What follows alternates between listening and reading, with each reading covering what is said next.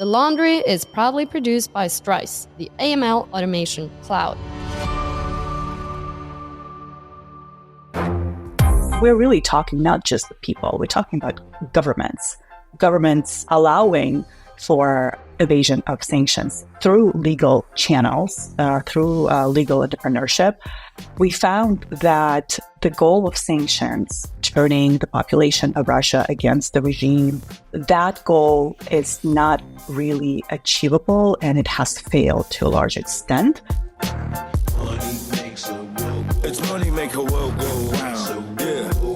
Welcome to The Laundry, the podcast connecting AML, compliance and financial crime to the real world. The British comedian and Last Week Tonight presenter John Oliver once coined the term catastrophic, the idea that one person's catastrophe is another person's opportunity. The ongoing invasion of Ukraine has without a doubt been a catastrophic ordeal for the country and its citizens, as well as the financial consequences for everyone affected by the Western sanctions. But this has also presented a huge opportunity for some nations and white-collar professionals who are open to greasing the wheels and helping Russia to evade those sanctions in return for cash money. Russia is now the most sanctioned country in the world following its invasion of Ukraine. We're never going to stop Vladimir Putin's aggression in Ukraine and in the rest of Europe unless we put in place an airtight sanctions regime. And the key to that is stopping Iranian money laundering and sanctions busting on behalf of Putin. Sanctions have been one of the West's biggest weapons to punish Russia for invading Ukraine. But there's concern that Iran could teach the Kremlin how to dodge those sanctions and ease the economic pain. If Iranian banks are engaged in sanctions busting on behalf of Russia, Congress needs to legislate. I think we have to be realistic. There's always going to be a degree of circumvention. Some critical items, such as cars, as well as household appliances like washing machines, which include microchip and semiconductors used to make drones, munitions and other lethal hardware, are making their way onto the battlefield in Ukraine. India still remains very much a country that is in thrall of Russian weaponry, and it's unlikely to change anytime soon. In 2023, bilateral trade between Russia and India skyrocketed to $65 billion. The regime in Iran is really a world champion after many years in evading sanctions and engaging in money laundering. So they've set up this clandestine sanctions-busting money laundering architecture, and they have a system that they can make available to their close ally, Vladimir Putin. I'm your host, Robin Lycka, solutions architect at Strise and resident sanctions man. In this episode, we're asking what economies are booming due to Western sanctions on Russia. We'll be discussing how sanctions evasion is happening right now, the appeal for nations taking part, and what can be done to better tackle the issue. To dive into this topic, I'm joined all the way from Washington, D.C. by Erica Marat, professor at the College of International Security Affairs. Welcome to The Laundry, Erica. Thanks for having me today. Can you tell our listeners about you, your background, and the College of International Security Affairs? Sure. I'm a professor at what we call CISA, and it's a college within National Defense University. And we teach U.S. and partner nation military and security officials. Thanks for the introduction. Let's dive into the discussions. I thought we'd start at looking at how all this works in practice. Do you think it's fair to say that more sanctions in place at any given time, that the more evasion is likely to happen? Yes, absolutely. Sanctions as an economic tool against regimes don't really work. And we see it in the case of Russia because when this unprecedented sanctions were introduced by mostly Western countries, there was a bit of confusion in the Russian marketplace, a sharp decline in consumer goods, cars, some industrial products. But then quickly that decline was replenished by informal and formal sanction evasion practices by neighboring states. And specifically, I've done research of Kazakhstan and Georgia, two countries that border Russia, how they used the opportunity and supplied Russia with the missing products and goods months following the introduction of sanctions. So you co-authored a pretty interesting paper on this topic as well. So your research revealed that Russia has been able to soften the impact of the sanctions and its informal and shadow trade networks with its neighboring countries. Can you explain just a little bit more about how these networks actually work? Yes. So me and my co-author, Alexander Kupatadze, we went into this research expecting to see a rise in organized criminal groups and corruption among bureaucrats, law enforcement, border guards, and countries bordering Russia, so Kazakhstan and Georgia. What we found in our research is that most sanction evasion actually takes place in pretty normal circumstances by legal entrepreneurs, not by some kind of organized criminal groups. And that's because, again, countries neighboring Russia, bordering Russia, they see it as an opportunity to turn into transit states for European brands and goods, or Western brands and goods, and supply Russia with necessary consumer goods. And we found that because of the willingness of neighboring countries to help Russia evade sanctions, and we're really talking not just the people, we're talking about governments allowing for evasion of sanctions through legal channels, through legal entrepreneurship. We found that the goal of sanctions, turning the population of Russia against the regime because of shortages of basic goods inside Russia, that goal is not really achievable, and it has failed to a large extent in Russia. So after a few months or maybe even weeks of shortage of, let's say, cars, iPhones, washer machines, refrigerators, we saw a rapid increase in the flooding of the Russian market with what we call parallel imports of those consumer goods through neighboring countries. And a lot of Western consumer goods found their way through neighboring countries to Russia. And how did you uncover them? Like, how shadowy are these deals, and how did you uncover these trade deals? It is really important to emphasize that countries themselves, so governments themselves, facilitate informal trade with Russia.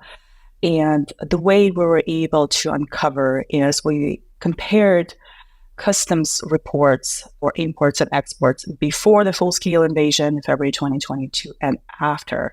And there's always some irregularity in how countries report what they import and export. For instance, there are mentions of unknown destinations or origins for certain goods, or some countries happen to import things to themselves or exports things to themselves. So those are small irregularities that show within the normal reporting of countries. But after February 2022, we saw a sharp increase in irregular reports of trade data. So, for instance, Russia suddenly is exporting a lot of wheat to itself, or importing tons of consumer goods and, let's say, luxury cars to itself. Same with Kazakhstan and Georgia. Suddenly there was a spike in unknown destinations or unknown origin countries. On Kazakhstan, I think I saw some figures on that. So if you look at the actual data, there were something like 50% of the people own a computer. But if you look at import data, something along the lines of 8 or 9 computers per capita if you look at import data, and obviously they're just being funneled through the country and moving into Russia. And again, might be kicking up open doors here, but computers could also very easily be considered dual-use goods. Yes, any consumer good that contains a microchip, can be a washer, can be a refrigerator these days, can be used for weapon systems in Russia. At the same time that we see irregularities rising in trade with Russia between Georgia, Kazakhstan, and Russia, and frankly, all other Central Asian countries and in South Caucasus as well, we also see a spike of trade between EU and South Caucasus and Central Asia. And that data is reported in a more regular, systematic fashion that suddenly there's a lot more export of timberwood from Baltic states to Kyrgyzstan, or consumer goods from any country in European Union to Kazakhstan. And in the first month of the invasion, it looked like maybe it's just because relations are improving between those countries and European Union. But then quickly we realized that it's actually European goods going through those intermediaries and ending up in Russia eventually. Yeah, and we've also seen recent reports, especially here in Europe, we've seen the recent reports on trade networks between Russia and India. Financial Times revealed that Russia has been secretly acquiring sensitive goods in India, building facilities in the country to secure components for the war efforts, etc. And the CEO of Sberbank of Russia told Reuters that Russia's trade with India is booming. Bilateral payments are proceeding smoothly without glitches. So what can we say about the BRICS relation and sanctions compliance? It's an open secret that India, China, countries in the global south in general, let's say in Africa and South Asia, are trading with Russia, buying Russia's wheat, oil, and gas at a cheaper price in return than supplying a Russian market with whatever goods the regular consumer needs in Russia, and then the government needs in its war effort. And the power of BRICS is formidable. We know that at some point, South Africa was willing to host Putin. Eventually, Putin did not travel to South Africa, even though ICC has an arrest warrant on Putin. But so BRICS as a bloc didn't really do much geopolitically aside from big statements. But when it came helping Russia evade sanctions, BRICS was there to support Russia. And why are the nations and individuals complicit in this? We see that New Delhi has defied the US by maintaining trade ties with sanctioned Russian entities. There's risk of economic blowback from the US, which is India's biggest trade partner. So do we know anything about the scale of the income this provides, or is there a reward that outweighs the risk here? Absolutely. It is such an opportunity to redirect revenue streams from, let's say, Europe or formal channels to more informal channels. A lot of entrepreneurs across Central Asia, South Caucasus, India, China became wealthier thanks to helping Russia evade sanctions. And obviously, the revenue incentive, so material incentive, is really strong in this dynamics because, again, it's an opportunity in catastrophe. And secondly, I think it's also a matter of how attached or detached entrepreneurs feel from what's going on in Ukraine. For instance, the moral argument of not supporting Russia in its war effort really resonates in, let's say, Baltic states, maybe Poland, and vendors there are ready to maybe see a decline in their trade with Russian consumers in return to the feeling that they're not supporting the war. But that moral argument does not quite resonate in other parts of the world that feel really far away from Ukraine. And again, I'm talking about India, I'm talking about China, and even Central Asia, that it's not our war, it's not our problem. This is the opportunity, and we're using it.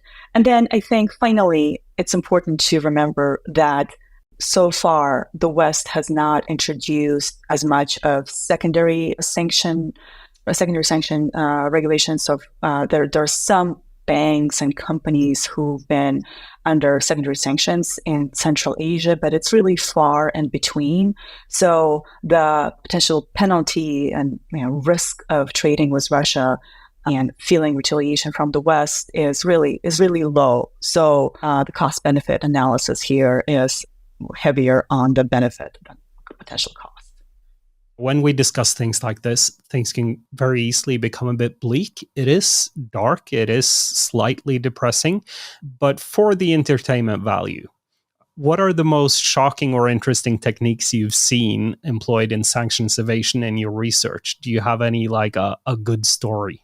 Yes, it's, for instance, we found out that some luxury cars like BMWs, Mercedes, they are imported all the way from the Gulf states through Iran. So here's another heavily sanctioned country, and then the Caspian Sea, and then to Russia. So some consumer goods, luxury consumer goods, they evade sanctions several times on their way to the final destination.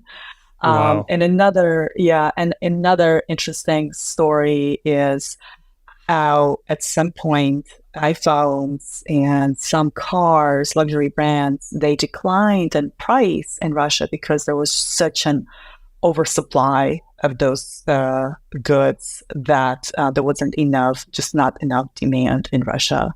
So that was we found it to be very interesting dynamics. Super interesting. Okay, Erica, we'll be back right after this to discuss the challenges of tackling sanctions evasion and what this could look like going forward. Don't touch that dial. Live on stage in London. The Launder Live is back in London. On Wednesday, the 30th of October, we're gathering AML megaminds from across the industry for a night of networking and insights at the world-renowned Ministry of Sound venue. We'll be bringing you a killer keynote, a live podcast recording, a DJ set, light shows, refreshments, and more. It's going to be the biggest event for AML and compliance professionals this year, so don't miss it. Tickets are available now for free. No dynamic pricing here. Follow the link in the show notes and pick up yours now. Okay, having a look at how sanctions evasion works, let's move the chat on to how we look to stop it.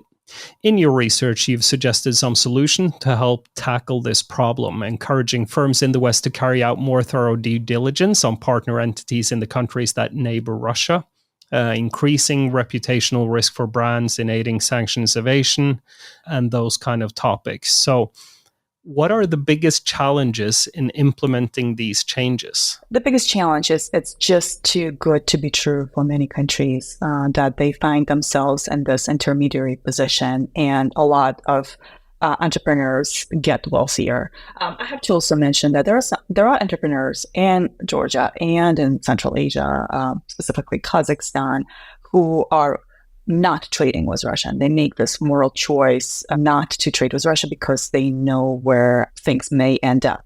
But more people than that, more than that, people actually see an opportunity. And we can see how it's not only established companies that then serve as intermediaries for goods going to Russia, but it's also newly emerging entrepreneurs acting in completely legal sphere who are able to then find an opportunity to export or re-export stuff to Russia. Now, what can we do about it, and can we stop it? It's very hard to stop, and it's very hard for European countries and for United States to pressure South Caucasus and Central Asia, China and India also not to help Russia, because then there might be repercussions in other areas of cooperation, security cooperation, other political cooperation. So I think at the very least, this issue can be discussed again and again, not let it slide, and try to support countries in preventing some of the more egregious ways of evading sanctions, or some allowing goods that are definitely will end up in weapons systems in Russia. And I know that, for instance, the UK government has a list of specific goods that, and it's about, I think, 40 or 50 different titles that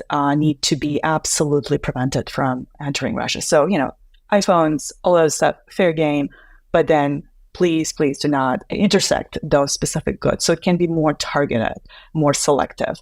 And then also, I think putting forward the moral argument is important. Over time, it might resonate more, I hope, in Central Asia and Georgia, because there are quite a few people who disagree with the war, and both in Kazakhstan and absolutely in Georgia, who will maybe try to pressure their own government to avoid helping Russia evade sanctions. Yeah, you mentioned the UK there, and I just saw a few hours ago, just in today, that Starling Bank was fined £29 million for sanctions breaches.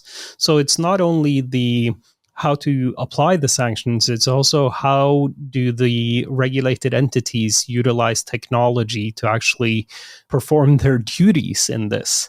And if there's a breach there as well, and then you have the commercial aspect weighing in for the suppliers, it's actually making it quite substantial and difficult task on how to perform your regulatory duties. Absolutely. I think that many European vendors, when they see a spike in demand for their goods in Central Asia, South Caucasus, or Belarus, we haven't talked about Belarus much, they may make guesses about where it's going to end up. That it's not that there's an expanded consumer market in the destinations where they send their goods suddenly in larger amounts, but the final destination is actually Russia. I think quite a few European vendors decide to turn a blind eye on that as well, also because they may not be able to prove where the goods end up. That's one part of it. Another part of it, and it goes into the international financial system, that there are some really highly qualified intermediaries who know how financial systems work and are able to package dark money and launder money into the international financial system. And I'm sure you discussed that in your other shows, that there is a whole cottage industry of those intermediaries, professionals who have a background in finance or law. Yeah, absolutely. We recently actually did an episode on how we were able to make ChatGPT teach us how to launder money. And you just gave me an idea that we should actually test this and have ChatGPT teach us how to avoid sanctions. I'm guessing that's going to be an interesting experiment as well. And you did talk about some of the experts on financial sanctions, and we've also heard this new term where people refer to sanctions fatigue. And how do you think this impacts combating this sanctions evasion? You mean sanctions fatigue among intermediaries? Even in the European diplomats, they're talking about sanctions fatigue. And also you can think of it from a regulated entity perspective. If you're a bank, you're probably looking at sanctions more as how do I disposition this false positive rather than trying to figure out if this might or might not be a sanctions evasion. It is really unfortunate, right? It's exhausting to see that here we are. It's one of the most expansive sanctions regime, and yet it doesn't work. And Russia fits into this general historic dynamic of when harsh sanctions actually solidify regimes. And the examples are, of course, Iran, Cuba, North Korea, that despite sanctions, or maybe because of sanctions, the regime loyalists become even more loyal because the few things that come into country then redistributed among the fewer actors. And there are always ways to evade sanctions. So it becomes this really prolonged process of not seeing much result from decreased opportunities to trade, decreased revenues for organizations and countries that actually follow sanctions. It becomes exhausting, but it's definitely a long-term game. It's not going to bring immediate results. The alternative of no sanctions is also not great, because at the very least there has to be political signaling. It does restrict certain transactions or development, sophistication of the Russian market domestically. So there is a much longer term impact of sanctions. It's not immediate results. It's not that we impose those sanctions and suddenly Putin's regime collapses and he retreats from Ukraine. So yes, it's really exhausting, but this is this is politically and morally right thing to do in the long term. Okay, so before we end this episode, we're going to dish out some quick fire questions for you. Are you ready for this, Erica? Sure, I'll try my best. The easiest way to evade sanctions right now is just trade with Russia, set up a shop and find a client in Russia and a supplier in the West. And that's all you need to do. And the simplest way to fight sanctions evasion right now is? For countries, for governments and transit countries to actually get their act together and prevent those sanctioned goods from crossing the border with Russia. And what's the one thing compliance professionals should be on the lookout for? Emergence of new networks that connect Europe and Russia through intermediaries. Those networks continue to become more and more sophisticated, more and more elaborate, and that's a big challenge for us all to understand those networks. And lastly, who benefits from Western sanctions on Russia? Neighboring countries that trade with Russia, that serve as intermediaries, entrepreneurs and governments in neighboring countries, and some countries in the global south as well. That brings the spin of the laundry to an end. Erica, thank you so much for joining me. Where can people find and connect with you? Well, I'm on Twitter, X. If you're in DC, let me know. We can get a coffee together. Money makes a world go round. Thank you all for listening. If you've enjoyed this episode, check out the back catalog and follow The Laundry on your podcast platform of choice. We'd also love for you to share the podcast on your social media channels, tell your colleagues about it, drop an episode in a group chat. It really helps people to find us. If you've got a story that you think we should be talking about, you can comment on the Strise LinkedIn page, my LinkedIn messages, or email laundry@strise.ai. Your host for this episode was me, Robin Lycka.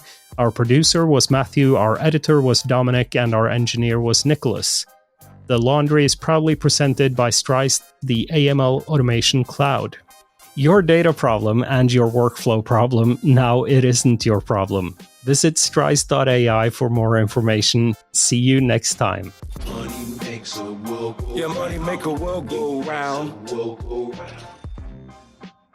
Sanctions man, 'cause I'm hitting the sanctions every day. Yeah. The Laundry Sanctions man is proudly produced by Strise, the AML automation cloud.